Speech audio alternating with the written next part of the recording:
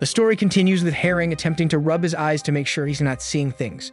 As he double-checks again, he realizes that there's now a new girl entering the fray, although the evil spirit is still coming straight at him. The girl then shows up with only the twin dragons protected, introducing herself as Cho, a member of the elite 1,000-step squad. She then claims that she's the reason Herring finds himself in 2011 again, so that's why he took an arrow to the knee. Regardless, Herring takes his time to introduce himself, as he's probably pulling a big brain move, so he can buy time for the evil spirit to close in on the girl from behind. However, unlike other girls from the girl-only nation, she's not as intrigued about his Prince Behemoth, so she whips out her weapon, ready to fire another arrow. But before she's able to attempt a shot, Herring instantly slings forward faster than any guy can slide into a girl's DMs. As if possessed by a sussy baka, he accidentally gets distracted by the twin dragons, so he's slower off the mark than usual. It also doesn't help that his injured leg is affecting his agility and balance, so he stutters a little bit. Nonetheless, his swift attack gets blocked, but the shockwaves from his attack will leave Cho wanting some hits in another special place later. It's then revealed that Herring was actually only using the back of his blade, otherwise he would have cut cleanly through as if it was tofu. And so Cho's face does not change, although she's absolutely infuriated with the thought of a wolf going easy on her. As such, she launches her counterattack, where Herring discovers that her speed can rival any one-pump champions, as she's able to land a glancing hit straight into an arrow shot. But our boy is not too shabby himself, as he's able to deflect 2 arrows while he's busy mid-blink. Eventually, Herring realizes he can't compete with her speed with his injury, so he yells to Cho that he'll be right back, claiming he just needs to buy some milk from the grocery store. As Herring cowardly runs, our cow lady knows that he isn't coming back, as she's heard that before from her own dad. And so she chases after him, this time vowing to make sure that the men will always come back, hunting down men one at a time. Now, anyone else thinking what the heck happened to the purple spirit? Because that's me right now. Anyways, shortly after, the Black Surang finally arrives at the location of the previous battle, where he's able to start tracking down Herring due to the footprints he's left behind. As Cow Lady chases down Herring, she's dumbfounded that the boy would deliberately go deeper into the fog, as he isn't wearing even some kind of mask. It also dawns on her that she didn't bring one either, so she needs to hurry up or else she'll be screwed at any moment. Suddenly, she hears movement nearby her, so she instantly turns around and fires off a shot. But she misses, as the shadow looks like it's Herring, blaming her miss on the fog as Herring plays around with her third sense. This causes her to mentally snap as she changes her mind in capturing him alive. Instead, she claims she will only bring back the dead Prince Behemoth. Unfortunately, out of nowhere, she starts to feel super dizzy, as if her surroundings feel like they are closing in on her, while simultaneously looking all blurry. At the same time, she starts to lose her balance as well, but it was at this moment that she knew she screwed up. A mere second later, the legendary Cow Lady abruptly falls to the ground, ready to take a nap, but she still holds on tightly to her weapons. As she lays on the ground, the only thing she's able to see is the faint outline of Herring standing over her. Her body trembles, knowing she lost, but her nightmare comes true, as the last thing she witnesses before passing out is Herring outbraining her with a mask given to him by his roommate earlier. Cho then finds herself waking up in the fog, where she feels like she's in some kind of alternate reality. She thinks to herself that this must be some kind of hallucination, as she gets surrounded by dozens of weird tree-looking monsters, as if all the evil spirits have become men. As they frighteningly scurry towards Cow Lady, a deep fear sets in her, as she witnesses something somewhat familiar. Upon getting a closer look, she stands there unable to move, as she realizes that the evil spirit of Jurujam is right in front of her. Eventually, she's able to vanquish the fear that was set deep within her soul, so she switches to her battle stance, ready to fight off her hallucination.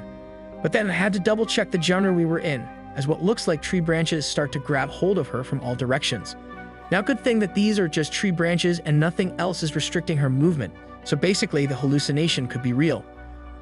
Unfortunately for Cow Lady, I give her a small chance of winning against unlimited tree branches, as our editor claims that everyone always loses to tree branches.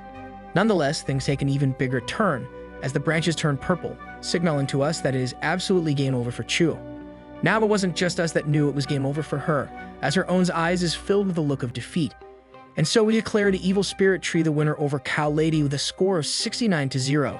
Luckily for tree branch haters, it turns out to be all just a crazy dream due to the fog taking over her brain. As she regains her consciousness, she attempts to smack the dream out of her head, unable to believe she just dreamt of tree branches taking over the cow. Regardless, after taking a moment to clear her frustration, she finds Herring sitting near her, taking watch as he waits for backup to find him. She then reaches for her collar, trying to see if Herring retrieved it from her, while knocked unconscious, but our boy is too much of a man to do that.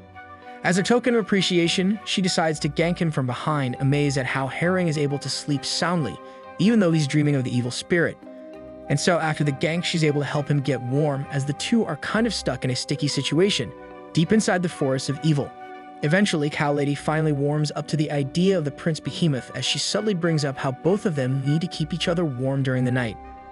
But since Herring is a Sigma male, he doesn't even need to say anything, as the Cow Lady finally starts to inch closer and closer. Cow Lady then brings up her collar, as both of them know some rice cake destroying is up for grabs as long as he asks for them. So Herring does ask, allowing Chu to quickly hand her collar to him, while claiming how so many wolves have failed to win her collar.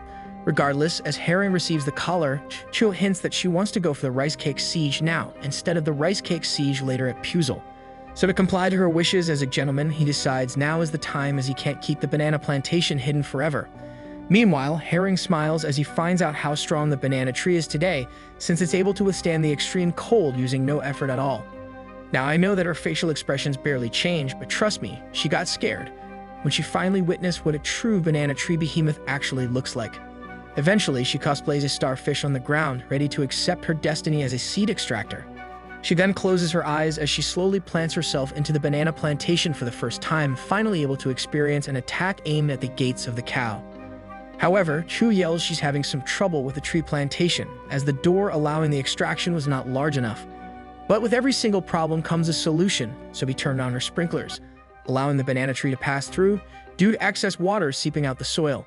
Nevertheless, as the two continue the rice cake evolution, Herring sits there being chilling, while Cho tries her hardest to make sure her stomach doesn't explode.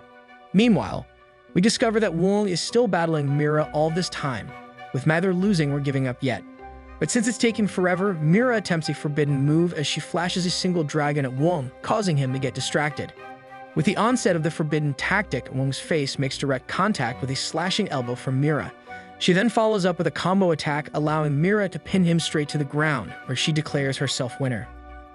As Wong lays on his back defeated, Mira hands him a consolation prize using her hands as she helps scale Wong's own banana tree. After giving him a quick taste of the consolation prize, she reveals to him that the Gomage is going to take place soon. As she takes her leave, she reminds Wong to make sure he takes care of his body until the next time they meet at the Gomage. Meanwhile, Maru also learns of the Gomage, so his energy gets replenished with a second wind as blood comes rushing from his plantation. With the sudden increase of energy levels, he tries to clap back at Miss Alita Angel, but she's able to match his every attack. Unlike Mira and Wong, Maru and Alita stop fighting as they instead sit down to take a break, hurling insults at each other instead. Afterwards, the girl looking like she's from Hunter x Hunter stops as well, worried that Cho has not returned after an entire day. She then starts feeling flustered as she thinks back to how unique Herring's movement was, so she starts wondering if Herring is currently taking her rice cake. As Pink Girl continues daydreaming of her friend being besieged by Prince Behemoth, she eventually snaps out of it, quickly leaving the area to search for him. Back with the cow and the wolf, it's revealed that the two are still going at it, as if it's now turned into some kind of competition. But Chu is like that one friend that always loses, but they always ask for a rematch, sweating their hardest to try and win just once. As Chu loses over and over, we discover that Ara and Karim is still fighting as well. Unfortunately for Captain Karim, he was only able to land a single hit on her, but at least it was aimed at a very nice spot. On the other hand, it looks like that the strongest swordsman of wolves is unable to handle just one single girl, as he looks much worse off. Herring also lives rent-free in Karim's head, as the only insults he can hurl at Ara is how he can't see Herring ever becoming king. And so Ara has had enough. Although she doesn't want to destroy his soul, she charges in for the final blow. But don't worry guys, as Herring is also going for the final blow as he charges forward one final time with the mythical tree. In the end, Herring wins the battle easily, as he once again conquered another member of the elite Crimson Foxes. On the other hand, Karim is unable to land any more hits, even though he's fully powered up, as Ara decides she will finally try. As such, with the blink of an eye, Karim finds himself utterly defeated, as our girl finally stopped trolling as a smurf, revealing to the world she's Radiant Rank 1.